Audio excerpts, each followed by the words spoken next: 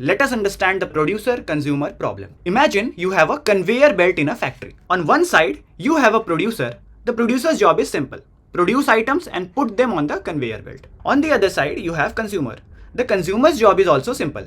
Pick items from the conveyor belt and process them. And in the middle, you have a buffer. It has a fixed capacity. Let's say it can hold 5 items at a time. Now the problem is, both producer and consumer are running on separate threads at the same time, and they both are accessing this shared buffer.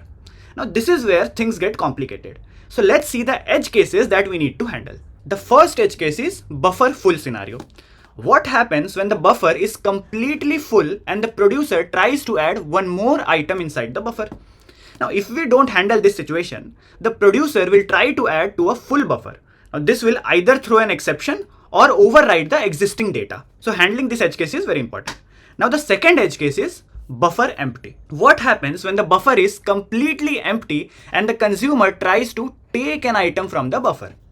If we don't handle this scenario, the consumer will try to read from an empty buffer. Now this will return null or throw an exception, correct? Now the third condition which we need to handle is the race condition. What happens when producer and consumer access the buffer at exactly same time? Producer is adding an item and consumer is removing an item, both at the same nanosecond. Now this can lead to data corruption, inconsistent state, and bugs that only appear under heavy load and are nearly impossible to reproduce.